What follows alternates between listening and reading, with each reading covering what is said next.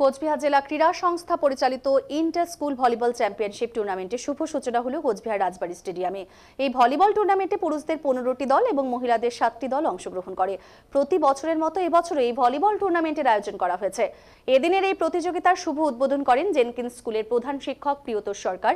এই ভলিবল টুর্নামেন্টে কোচবিহার জেলার ভিন্ন জায়গা থেকে খেলোয়াড়েরা এসেছে, যারা এই টুর্নামেন্টে ভালো দক্ষতা দেখাবে। তাদেরকে নিয়ে আগামীতে কোচবিহার জেলা ক্রীড়া সংস্থা ভালো দল তৈরি করে রাজ্য এবং জাতীয় স্তরের জন্য পাঠাবে বলেও জানিয়েছেন ডিএস এর ভলিবলের সচিব জহর রায়। চেষ্টা করছি কোচবিহার ডিএস এ পরিচালিত যে ভলিবল টুর্নামেন্ট, সেই টুর্নামেন্ট ইতিমধ্যেই কিন্তু শুরু হয়েছে। ইন্টার স্কুল কোচবিহার জেলা ক্রীড়া সংস্থার উদ্যোগে প্রত্যেক বছরের মতো এবছরও 2025-এর inter school volleyball championship boys এবং গার্লস গ্রুপের আজকে খেলা শুরু হয়েছে।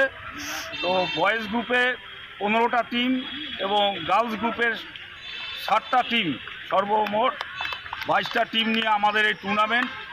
আমরা আনন্দিত যে আজকে আমাদের মধ্যে উপস্থিত হয়েছেন আজকের খেলার উদ্বোধক জেনকিন স্কুল আর প্রধান শিক্ষক মাননীয় শ্রী প্রিয়তোষ সরকার মহাশয়। উনি উদ্বোধন করলেন।